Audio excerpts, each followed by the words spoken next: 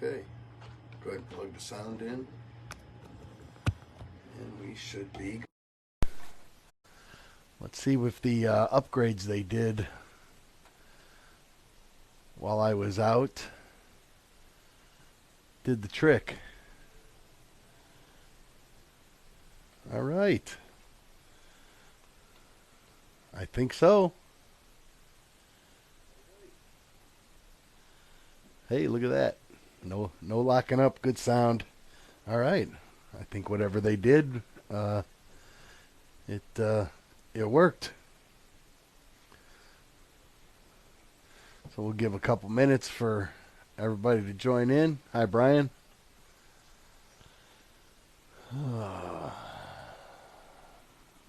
Just giving a couple minutes for some people to join us. Hope everybody enjoyed the week without me. And Andy's giveaway. I'm not even sure. I don't remember who won. You remember who won the handguard? I didn't get a chance to watch it because Tuesday afternoon when this was going on, I was somewhere around Cuba. I was sailing around the Horn of Cuba somewhere, headed towards Jamaica. So I did not buy the Wi-Fi package on the boat because I didn't want to be bothered while I was on the boat.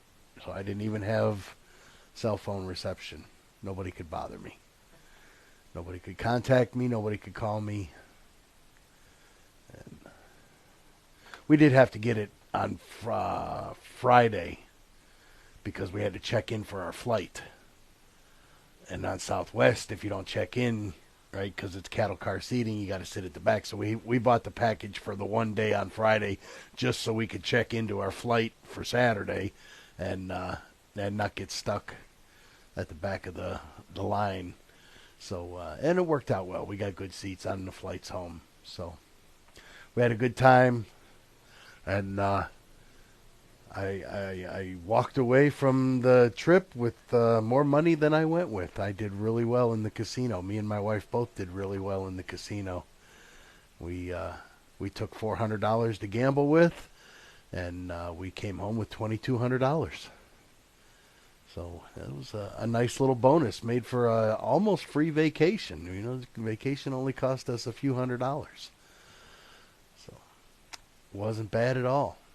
Enough to pay for the improvements we're going to do on our lot at the campground. We're going to cut down some trees and put some culverts in, and so yeah, worked out really well. So we got some people in here now. Good. Hi, Jim, Russ, James. How y'all doing? Good to see everybody. Welcome to the T350 Show. Yeah, I'm back. So we decided this week we were going to talk a little bit about the ATF ruling on pistol braces. And, they're trying to say it's the law. But we'll get more into that as we talk about what it is and where it's going and what we think is going to happen, or what I think is going to happen if things play out the way they should. So let's take a look at it real quick. What is the ruling on pistol braces?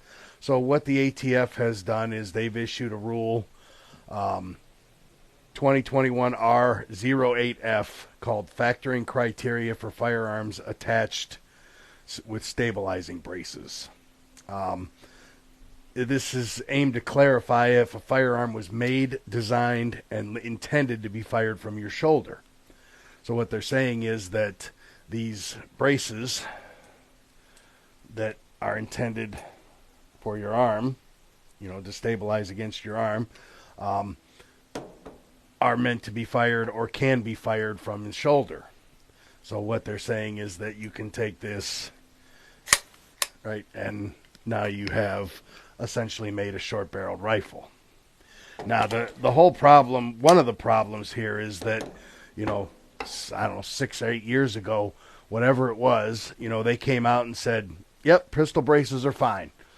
They're arm braces. They're not in, they're fine. They don't have the same, what's the word I'm looking for?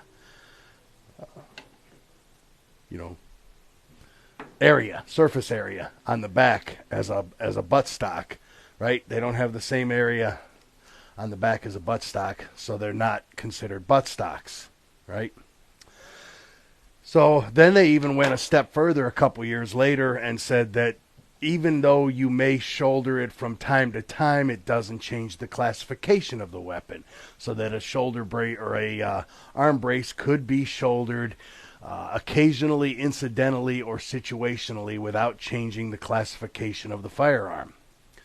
So now, on what they've done is the day before SHOT Show, they actually released the ruling, and they have completely reversed course and said, nope, can't put a pistol brace or a arm brace on a short-barreled pistol. Anything less than 16 inches is considered a pistol. So anything under 16 inches, you can't put an arm brace on.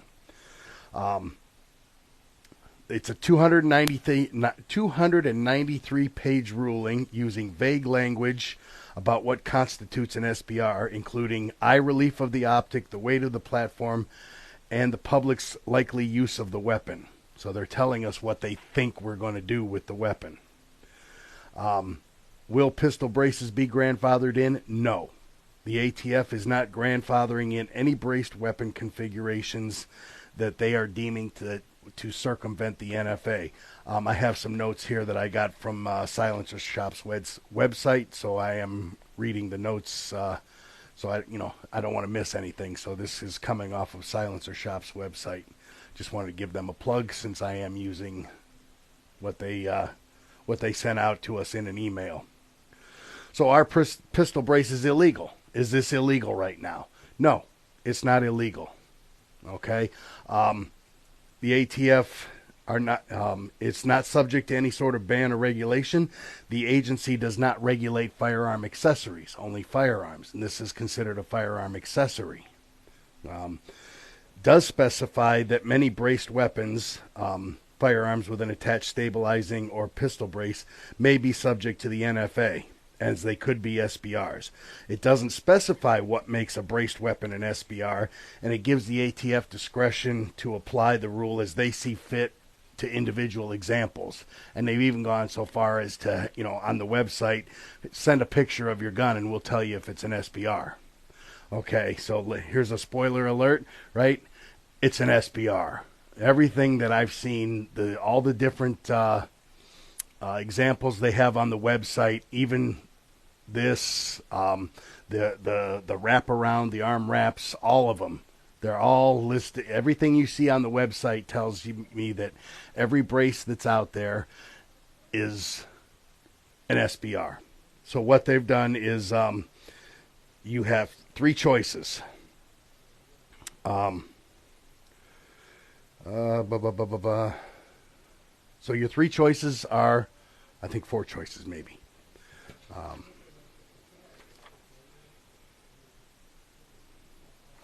I had it wrote down here somewhere. Give me a second.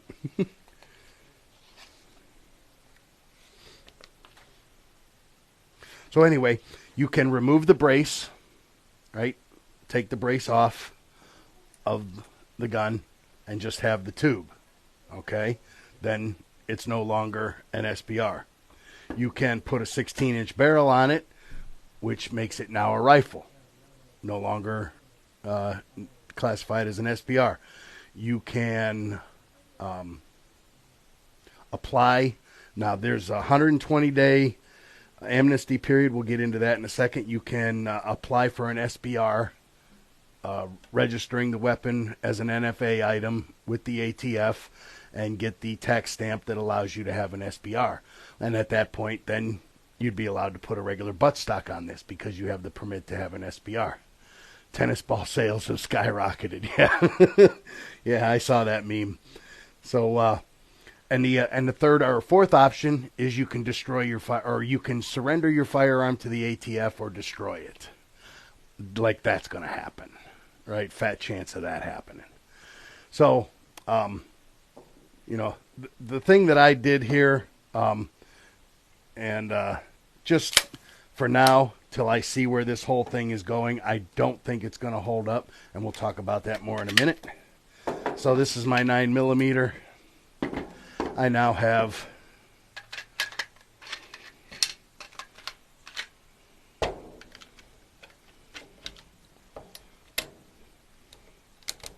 a 9mm rifle with a collapsible stock. So, and I'll tuck my lower away in the gun safe for now until this thing gets overturned in the Supreme Court, which is where I expect it to head. And then I'll put my pistol back together. So they have given us a 120-day grace period in their ambivalent, or the what's the word I'm looking for? Not ambivalence. Their generosity to us, right? They've said we're going to give you a 120-day grace period to register the firearm, and you're going to get a free tax stamp within. You know, if you register it within, you apply for registration within that 120 days, then you can waive the $200 fee for the tax stamp. You know, obviously, the key word there is being register, right? Register. What they're basically, it's in my mind, it's backdoor registration, right? They want to know where all these guns are, and you know, they say there's somewhere between 10 and 40 million of them out there. They don't even know how many of them are out there. Between 10 and 40 million. That's a pretty big range, right? Either there's either 40 million or there's 25% of that. They're not sure. So, you know, they're really looking to get a handle on where all these guns are. So if you are, here it is. Removing the brace, installing a barrel 16 inches or longer, registering the firearm as an SBR, or destroying the braced weapon, or turning it over to the ATF.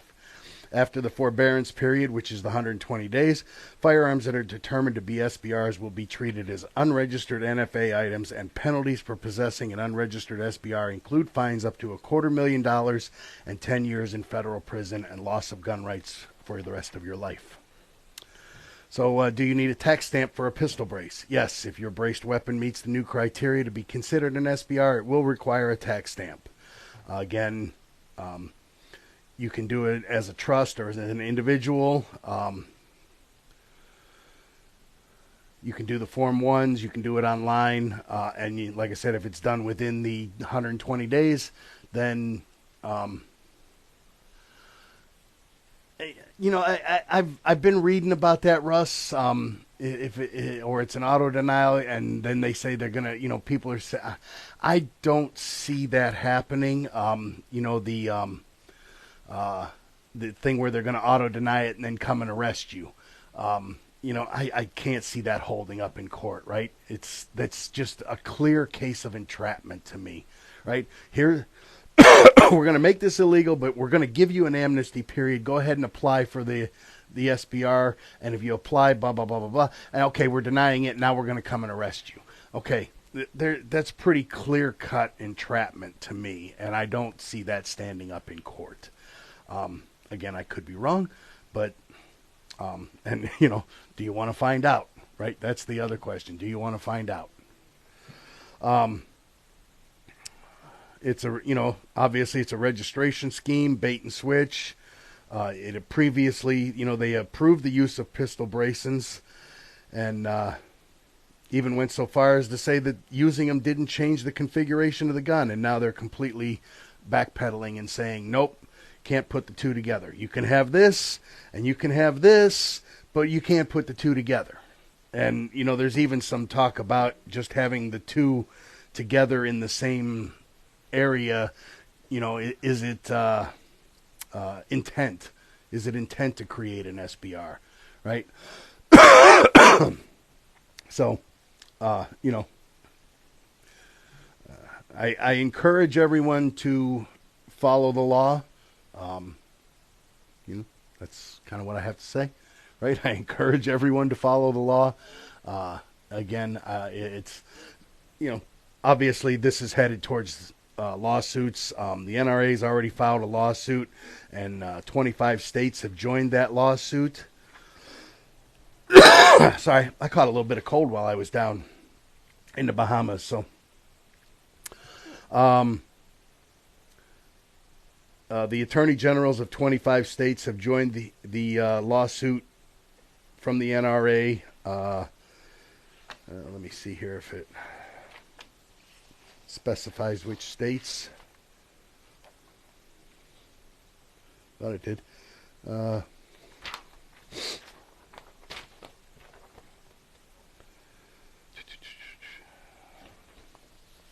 I got my notes all messed up. Yeah, the new rule unlawfully usurps congressional authority by significantly expanding the definition of a rifle under federal law, and with it imposes potential criminal liability on millions of Americans exercising their Second Amendment rights. So what they're saying, basically, if you followed back over the summer the Chevron deference case, where EPA came in and made a ruling about smokestack emissions and said that by 2023 or whatever it was, 2025, that smokestack emissions had to be at this level. And Chevron, oil company, right, filed a lawsuit and said that the EPA is a regulatory agency and they don't have the authority to write laws. The way our Constitution is written, Congress and Senate write laws. Now, this regulatory agency over here can make a recommendation to Congress and Senate, and then Congress and Senate can propose the law, and then they vote on it, and if it passes, it goes to the president, so on and so forth. That's the channels that is the way it's supposed to happen.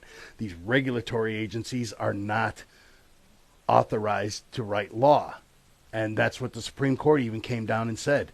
You don't have the authority. They told the EPA, you don't have the authority to write law. So the ATF is a regulatory agency. They don't have the authority to write law. So as this proceeds through the courts, I would expect it to end up in the Supreme Court. And if the Supreme Court holds true to what they did in the Chevron deference case, where the precedent has already been set, they will boot this. Let's keep our fingers crossed that they do what they set the precedent, right? So they have to follow it. The Gun Owners of America, I talked to those guys out in Vegas at the SHOT Show, and they told me at the time that their lawsuit was already written and ready to go. They were just waiting for it to be filed in the Federal Register, and that happened on January 31st. None of the lawsuits could even be filed until it was filed in the Federal Register. And again, that happened on January 31st. Now here we are a week and a half later, and the lawsuits are starting to pile in. Firearms Policy Coalition, 2A Foundation, all these different organizations are all filing lawsuits. The Gun Owners of America has teamed up with the governor of Texas and the Attorney General from Texas and filed their lawsuit. So, my advice is, I'm not gonna give advice because I'm not a lawyer. I don't want to give legal advice and have somebody say, "I got you." This is what I'm gonna do. Okay. Right now, I'm in kind of a wait and see mode, to wait and see where this goes in the courts. If they're going to put a stay on it, I would expect that to happen somewhere along the way, or at least for it to attempt to happen. That'll probably go back and forth, and within the next year or so, it's probably going to end up in the Supreme Court. And again, I expect that if the Supreme Court follows their precedent that they've already set, that this will get the boot as an unconstitutional law, as a regulatory agency that doesn't have the right or the authority to create law.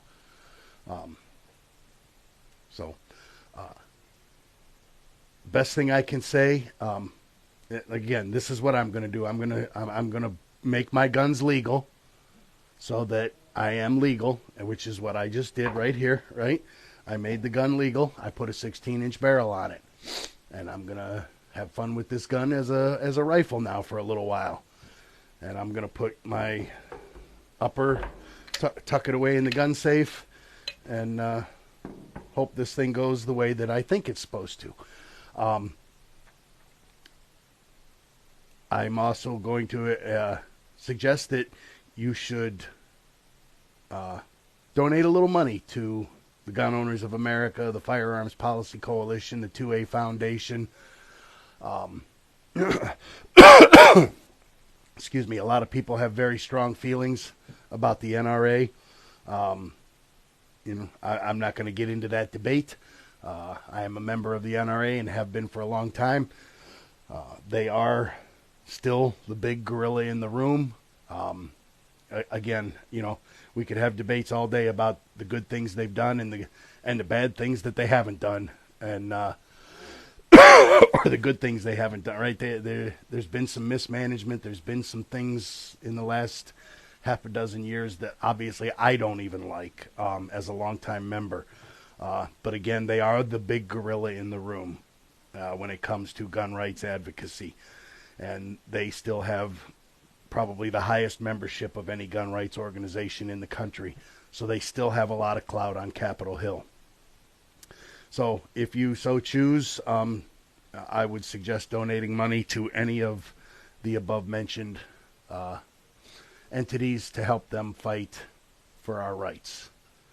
And my advice, I guess I will give a little advice, make your guns legal, right?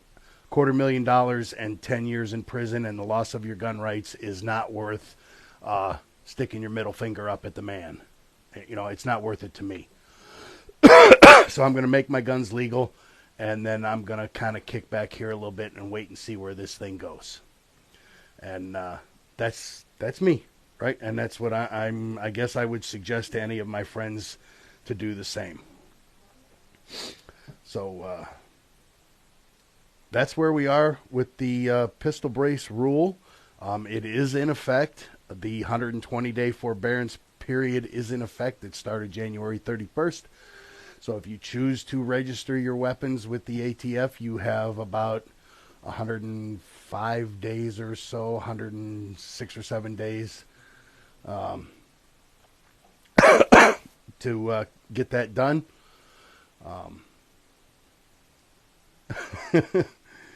Yeah.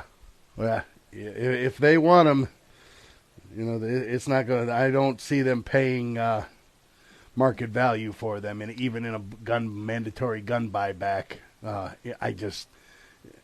don't even want to think about the ramifications of that kind of thing happening in this country. There are places,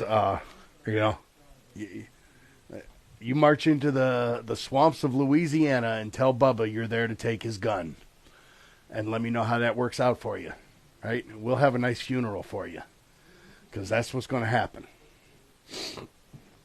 There are places in this country where they are going to fight.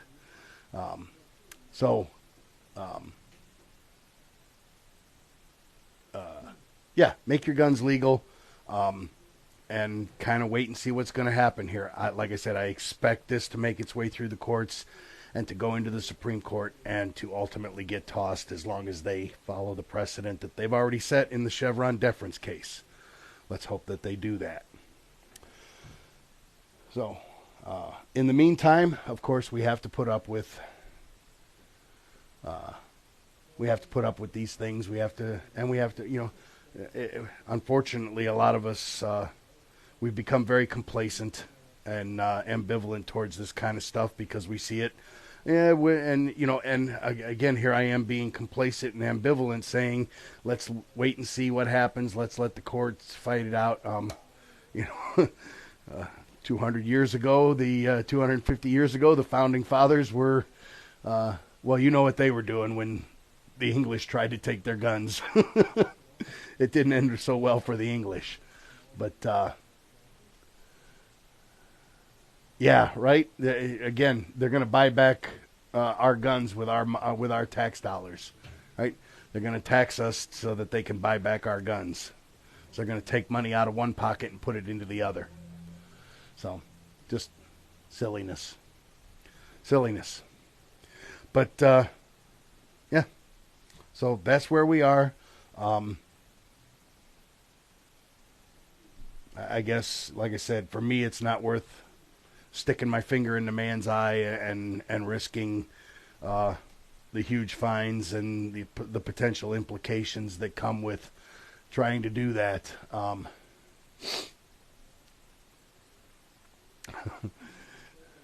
Yeah, that's the sentiment. That is a sentiment that we see a lot in the community.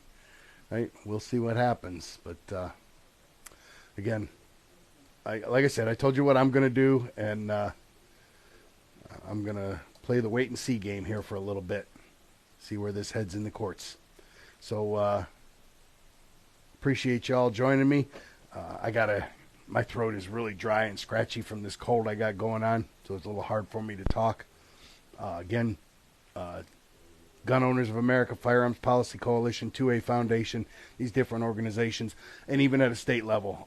Here in Ohio, we have the Ohio Gun Owners, and I'm sure at a state level you have a gun rights organization in your individual state. You can donate money to them as well as they continue to fight individual state mandates. Right, all these states coming out with magazine bans and different things.